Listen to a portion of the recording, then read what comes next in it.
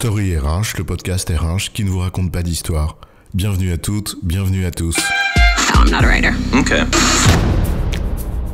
Dans cet épisode, nous allons vous parler des bénéfices à vouloir du concret ou de tout le contraire. Ne vous êtes-vous jamais énervé devant une présentation aussi hors sol que fumeuse d'un consultant qui vous expose à force d'anglicisme en ing et de néologisme en tout genre, un concept tellement puissant qu'il croit avoir découvert la pierre philosophale du management. Ouais, mais heureusement, il y a parfois un opérationnel, une femme ou un homme de terrain soucieux de délivrer des résultats qui sait mettre un terme aux effets de manche inutiles et aux gesticulations délirantes par un « oui, mais il nous faut du concret », à la fois poli, mais ferme. Quoi de plus normal, en effet, que de chercher à obtenir un résultat concret plutôt qu'à croire aux promesses des incantations. Les résultats, ça c'est du concret. Alors oui, être concret apporte des bénéfices concrets, ou tout son contraire.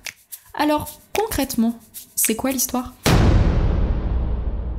On est frappé dans de nombreuses entreprises, parce qu'il n'y a pas que les consultants qui planent, par la capacité de certaines personnes à être hors sol, déconnectées du réel. On peut même se demander si nager dans les hautes sphères de concepts qu'ils qualifient à tort de stratégiques ne leur conférerait pas une importance qu'ils n'ont pas par ailleurs. Combien de grands plans sur la comète se sont effondrés sur le réel ? Tu sais ce dont Lacan dit « le réel c'est quand on se cogne ». Alors oui, certaines décisions, certains plans et programmes se cognent, donc se plantent, parce qu'ils sont précisément déconnectés de la réalité. Ils sont élaborés dans une espèce de tour d'ivoire, et ils sont parfois peut-être pensés trop théoriquement, et que le passage à la pratique, alors, a bien merdé. Le concret c'est ça, être ancré, pour prendre un mot à la mode chez les consultants, être ancré dans le réel. Ce que l'on vit, c'est quand même bien à chaque fois de résoudre un problème concret. Et les grandes idées abstraites, qui ne se traduisent pas en actes concrets, ont en effet peu de chances d'aboutir et de les résoudre. Alors oui, l'injonction au concret a la vertu de ramener sur Terre celles et ceux qui planent et font prendre le risque à un collectif de ne pas résoudre les difficultés auxquelles il est vraiment confronté. Prends la créativité par exemple, c'est bien d'être créatif, mais cela reste dans le domaine des idées, c'est abstrait. Cela ne transforme que les idées, pas le réel. Et c'est bien après un processus au cours duquel l'idée est devenue projet, produit ou service que l'idée devient une innovation concrète, qui transforme concrètement le réel. Alors oui, à l'injonction au concret. Ramenons sur Terre les doux rêveurs et toutes celles et ceux qui croient, parfois sans le savoir, qu'on peut être utile en s'affranchissant des exigences des résultats. Privilégier le concret ne peut avoir que des bénéfices. Ou tout au contraire. Bien sûr qu'à la fin il faut du concret, ça va sans dire, mais le juge de paix ce sont les résultats, mais il ne faut pas que cette injonction interdise de réfléchir. Ah bon ? Pourquoi ? Parce que lorsqu'on ne réfléchit pas, on a vite fait d'être con, ou à tout le moins de faire des conneries. Combien de fois cette injonction au concret confine à la réduction de la complexité d'un problème à une seule de ses facettes ?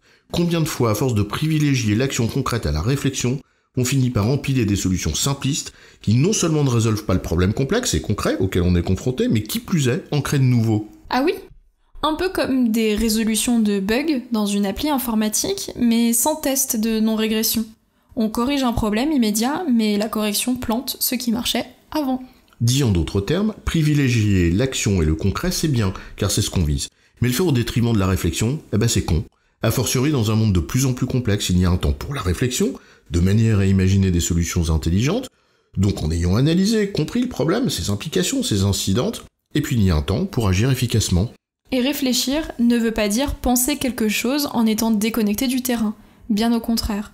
C'est en s'en nourrissant que la réflexion est pertinente. Alors oui, il faut arriver à quelque chose de concret, c'est une évidence, mais il faut éviter les raccourcis simplistes, faute de quoi on risque bien de créer plus de problèmes qu'on en résout. Ah, c'est pas facile de regarder loin à l'horizon ou d'avoir une vision hélicoptère quand on a le nez dans le guidon. Quand on a le nez dans le guidon, on pédale tête baissée, échine courbée, on voit pas loin, on voit ses pieds. Mais c'est pas gagné non plus de comprendre les aspérités de la route ou le gravier sur la chaussée qui te fait déraper, puis sortir de la route quand tu planes à 15 000 au-dessus du vélo. Bah oui, comme toujours, ce n'est pas dans les extrêmes que cela se joue, mais bien dans les nuances et les équilibres. Il n'y a pas d'un côté les concepts et la théorie, et de l'autre la pratique concrète. Mais bien deux méthodes différentes qui doivent s'enrichir mutuellement pour, in fine, résoudre un problème concret. Un peu comme s'il fallait utiliser successivement et régulièrement un zoom et un grand angle, pour comprendre le détail et la global picture, comme diraient les consultants anglo-saxons. En gros, la pensée et l'action, ne faisant qu'un, car se complétant. C'est le sens même de la pratique réflexive. En termes simples, réfléchir à ce que l'on fait, prendre du recul pour en tirer des enseignements que l'on met ensuite en pratique pour faire quelque chose de concret, bien sûr. En résumé, bien sûr, il faut in fine être concret, c'est-à-dire s'inscrire dans le réel. Mais attention à imposer une dictature du concret, on risque de s'affranchir de la nécessaire réflexion que demande toute décision. Et alors, en prendre de mauvaises. Une chose, donc, et son contraire. J'ai bon, chef ? Oui, tu as bon, mais on ne va pas en faire toute une histoire.